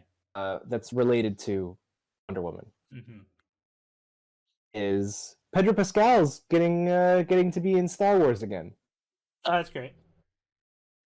Well, as what? Like, he's already Mando. Like, what? Oh, he's already Mando. I'm sorry. So Pedro Pascal is in Star Wars. Yeah. Fucking different actor altogether. Diego Luna is going to be in Star Wars again. Oh. Giving Andor his own pre-Episode 4 series. Christian Andor, I think, was his name. Oh, from fucking Rogue One. Rogue One. Yeah. Yeah, he's getting a prequel series. Oh, good for him. About his spy craft. Yeah, that's what I remember from him. He was born in Mexico City, and like, that was like a big deal. No, that's good for him. Good for him. Yeah, absolutely good for him. Good to have, two, to my knowledge, the only two live action Star Wars properties headed up by actors from Mexico. That's like, I'm true. stoked. I'm fucking pumped for that shit. That is true. Sounds great. That is true. No, that's good. Yeah. And again, Wonder Woman sucks. So like, don't. Dude, most of that movie doesn't even like. I forget it's in the 80s. Yeah, I mean, most of that movie is kind of set just around having. It's not necessarily specific to the 80s, though. Yeah, it's like nothing about it is.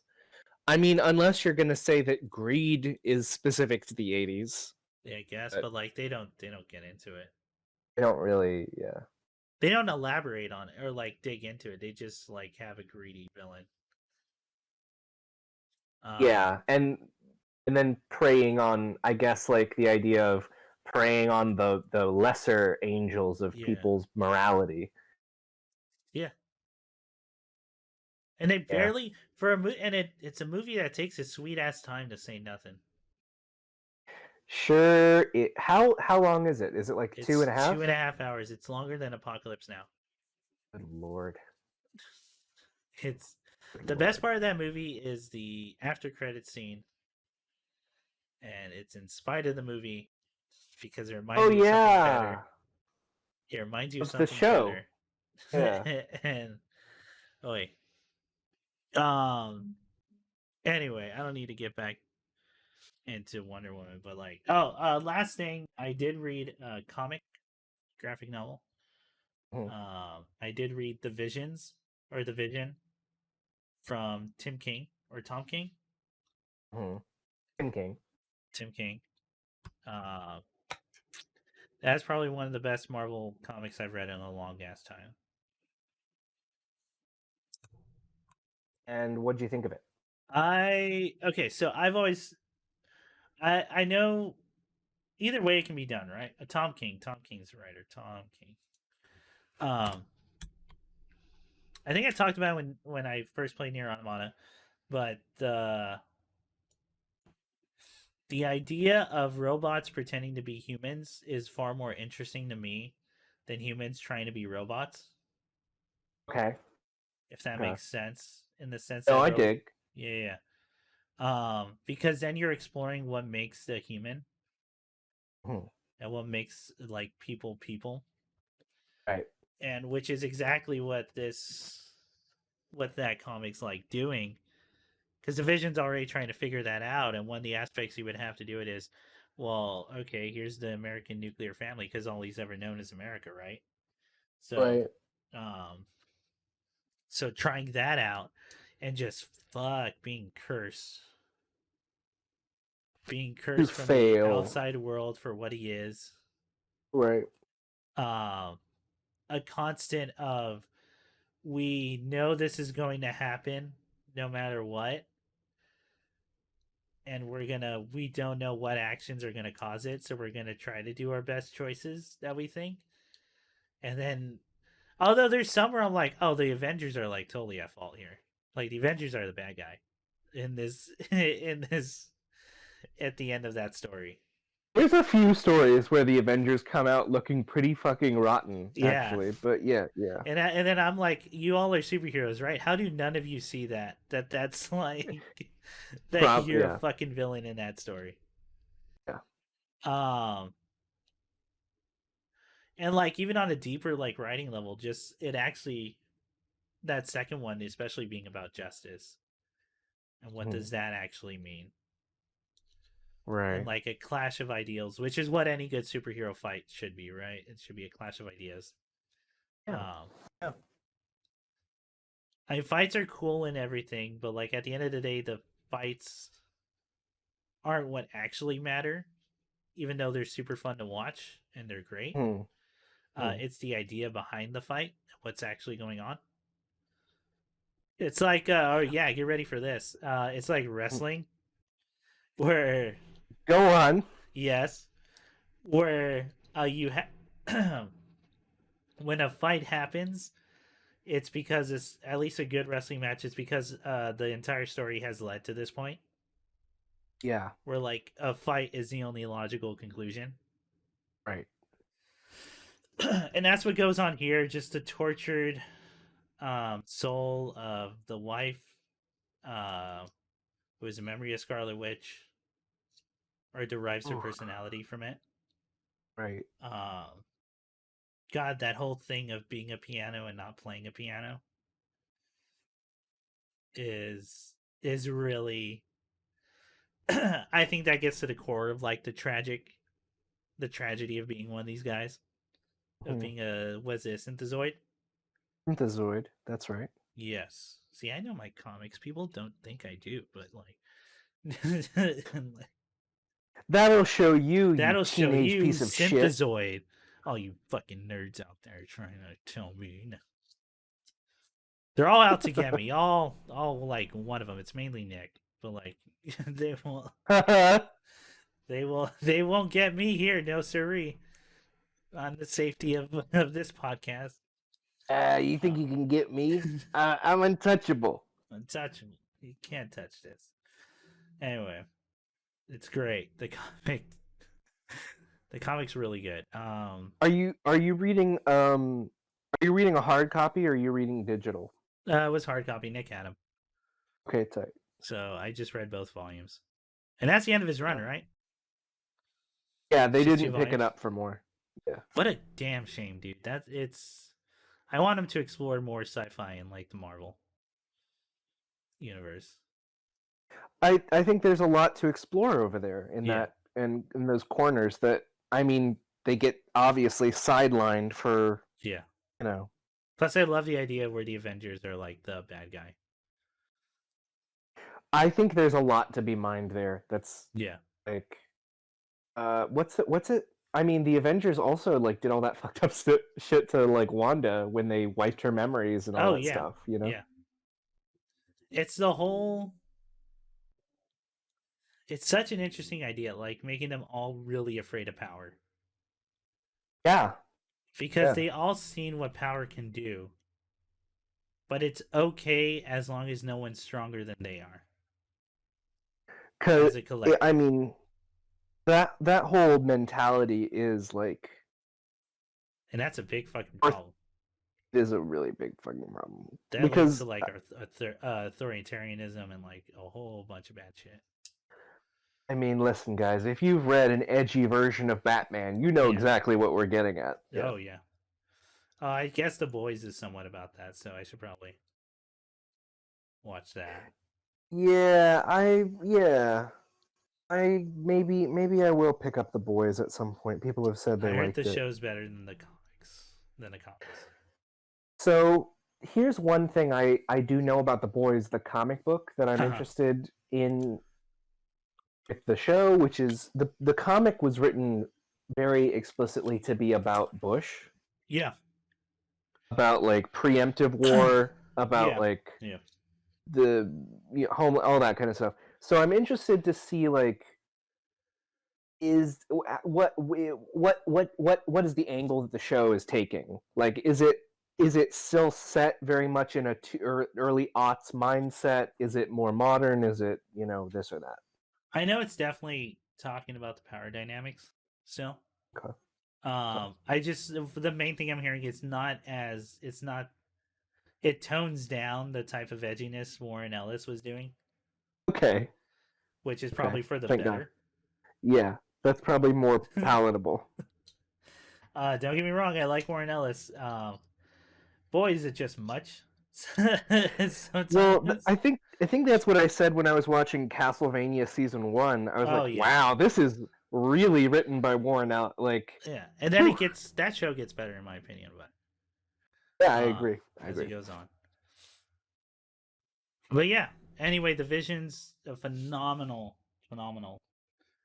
comic. It's tragedy. It's it's what I love in superhero comics, really. Just the exploration of that character Mm-hmm. and what it means to be that character in that universe. Right. Um, And fleshing out just like, well, just keep justifying. yeah, What does that mean? What does that mean for them? Actually think about it for a second. yeah. Yeah. That they want to live their lives. Will the world let them? Yeah. And the answer a lot of the times is no. No. No, thank you. It's a walking nuke over there. But no one says it about Superman except Lex Luthor. And what I'm getting at is Lex Luthor's right, and we should all listen to. We should vote him into office. Lex Luthor 2024. Oh man. So I know there's different iterations of Lex Luthor, but I like the Bruce Timm iteration because at some points he is just a cartoon in terms of evil. Oh yeah. Mm-hmm. But at the same time, it's like, yeah, he's talking about Mr. Walking Nuke over there. That if he ever decides to go nuts, the world is doomed. Yeah, exactly. And I'm like, I get that. Checks I out. I get where he's coming from. He's not right, but I get it. He doesn't understand Superman is just good and he'll always be good because he's good. Oh man. Fucking We get to Zack decide Snyder. if the wife is lying at the end of Vision or not. She's telling the truth of what she said to the cops. I think she's lying, but I think it's a full lie. We'll say. I mean, I'm not sure. I'll have to look at it again. Yeah, it's great. It's great. It's great. It's all good. It's all great stuff. It's all good. All right. That's pretty much everything I got, man. Anything you're looking forward to? Besides that, besides the new Star Wars shows, let's see. There's a handful of books I'm looking forward to coming out soon. Let me pull up the one I'm thinking of. Though. Yeah. While you're doing that, I think I'm like looking forward to reading the new David Wong book. Zoe punches a future in the dick. Yeah, that does sound really fun. Carrier Wave from Robert Brockway and Revisionaries by A.R. Moxon, which I have the books of now, hard copies. That should be fun. Well, I am also, by the way, looking forward to the DVD release of Nathan for You, which is a comedy show from. Very good, very funny show. I got to sit down and just watch all of them. Excellent. The only problem is sometimes it's too much for me. It is very stressful, some of those, yeah. Dude, watching that one with the lawyer for dumb Starbucks where he didn't read the contract that he signed that says he's fully liable.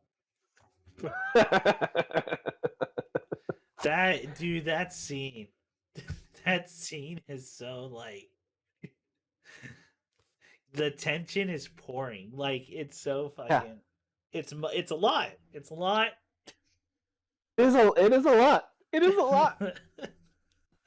Boys are fucking funny, man. It is very funny. Oh. The novel that I want to mention is called Edie Richter is Not Alone by Rebecca Handler.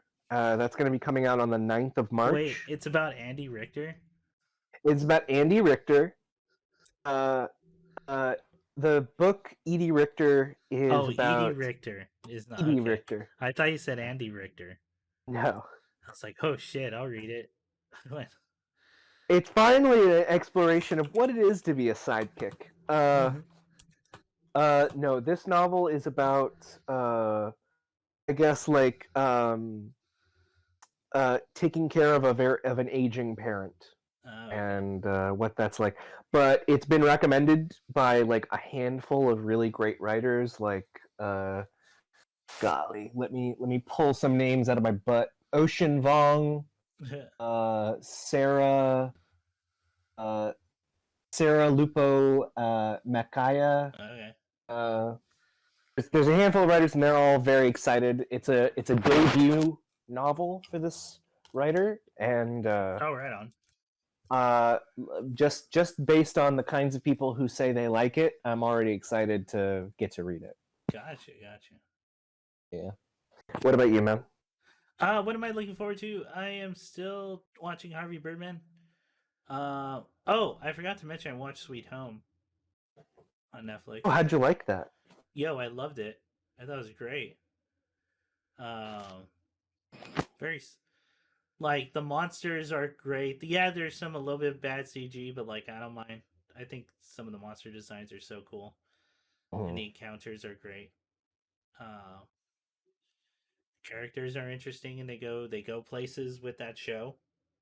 And that probably leads into what I'm looking forward to next, which is I'll probably watch Alice in Borderland, see if it's any good. What channel is that on? That's on Netflix. Okay. They're both on Netflix. Both Korean. Well, one's a Korean horror series based on a manhwa, which I think is actually Chinese. But okay. And then Alice in Borderland, the only reason I'm interested in that is because the composer is Laserpunk, who is... oh shit, okay. Fantastic. You've mentioned. Synthwave artist. Okay. Fantastic, does great live shows. Really cool guy. Okay. What else am I looking forward to? I mentioned those books. Games, I'm back on 13 Sentinels. I will not talk about that game, and please, no one talk to me about it until that game is done. It's one of those. Okay. The less you know, the better off you are. That might be one you might enjoy too, Ian, because that is a visual novel. 13 Sentinels? 13 Sentinels. 13 Sentinels. Okay. 13. Okay. 13. 13. 1 3. 13. Yeah.